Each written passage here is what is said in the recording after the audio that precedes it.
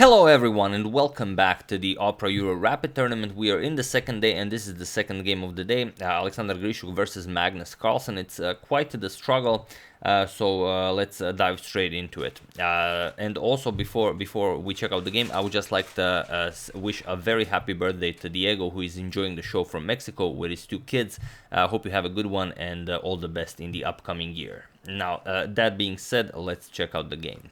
So Grischuk with the white pieces opens with e4. Magnus, as you already know, lately replies with the Sicilian. We have c5, knight to f3, knight to c6, and now knight to c3.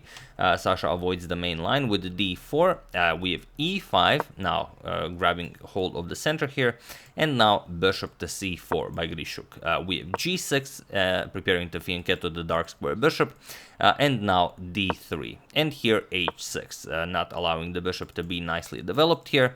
We have castles by Grischuk, and now bishop to g7. And now there are a couple of moves that reach this position, but here Grischuk goes for a3, and it is already as of move 7 that we have a completely new game. He's preparing some tricky lines with b4, as you'll see. So here Magnus continues development, d6, and now the immediate b4. Something similar to the Mengarini variation with the early a3 b4. The idea is you want to give up this pawn to make it really hard for black to develop. Something like d4, you strike immediately in the center, and after, let's say, captures, you're going to play knight to b5. And now you have problems because bishop to a3 is coming with, and there's going to be a lot of pressure here on the pawn here. You can't play really a6 because you will not be able to capture the knight. The rook will be hanging, and if you just try and castle, just bishop to a3 comes with an attack on the knight, and now there's not much that can be done. The knight cannot move, otherwise this is captured, and like we said, a6 doesn't really do anything because you're gonna have to, after captures, you will have to give up the exchange after rook captures on a8, but you don't even have to give up the bishop for nothing, so you can just capture on f7, and after king captures, only then grab the rook, and now white's position is just much better. So there are a lot, very tricky ideas behind this b4 move, and more often than not, there are tricky ideas behind every b4 move. So here Magnus just ignores that. He goes knight g to e7, and now b captures on c5. And here, interestingly, Grischuk took some time to consider this position. I think over 3 minutes, not quite 4, but I think 3.5 minutes to go for this captures on c5.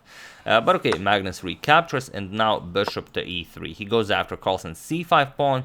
Magnus defends with b6, and now knight to d5. So just improving the activity of his pieces.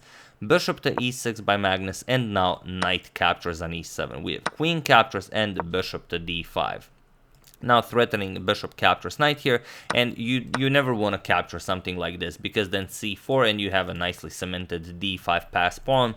It's going to be a lot of problems for black. So here Magnus just plays rook to c8, and now we have c4. So now if black ever captures here on d5, white's going to have a beautiful passed pawn here.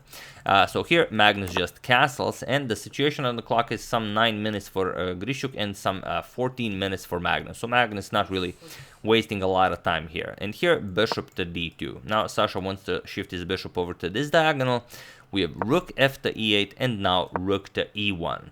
We have queen to d7 by Magnus, maybe with ideas of shifting the knight over to e7, maybe g5, knight g6, maybe knight can come to f4, who knows. So h3 by Grischuk, and now comes bishop captures on d5. Only now Magnus captures, as he wants to bring his knight to d4, and then if Grischuk wants to eliminate it, then Magnus will also get a very nice pawn.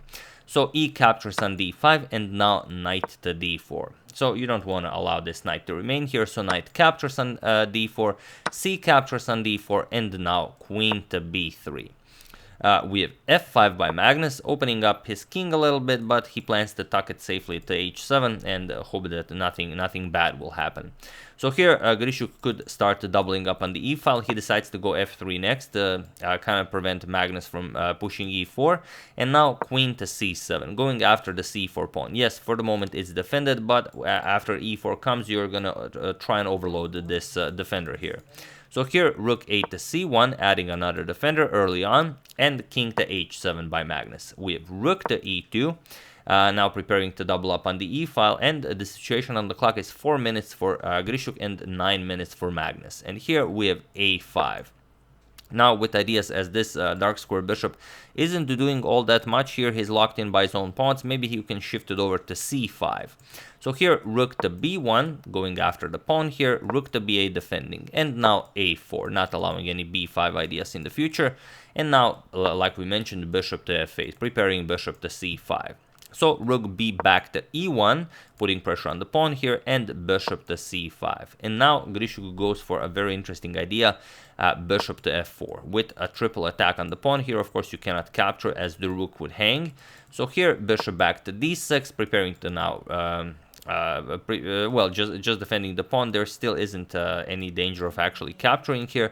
So here, bishop back to c1, now preparing bishop to a3, and now bishop back to b4, attacking the rook here. Bishop to d2, again offering a trade, and bishop back to c5 by Magnus. We have bishop to f4 once again, bishop to d6, and now, interestingly, Grischuk was down to 2.5 minutes here when he started thinking, and then he spent another minute thinking about whether to repeat the position or maybe play something else, and in the end, he decided for king to h1. Sort of getting his king away from the dark square, as Carlsen does have a dark square bishop. And now he says, you play a move, and then I will decide whether I'm going to repeat or not. But here Magnus says, all right, we're not going to repeat, g5. And now Magnus is going for it. So bishop to c1, and bishop back to b4 now. Again attacking the rook, bishop d2, bishop back to c5. We have bishop to c1, and now rook to e7. Magnus now plans to double up on the e-file and maybe finally push that e4 pawn. So bishop to a3 once again, and now bishop queen to d6, threatening to capture the bishop on a3. Rook to a1, Grischuk defends, and now king to g7. Magnus starts bringing his king into the game as he feels that things could, lighten up. So rook to b2. And now comes rook b back to e8. So again, preparing to push some pawns here, and only now Grischuk decides to go for it. Bishop captures on c5, b captures, and queen to b6, offering a trade, but also going after some pawns here.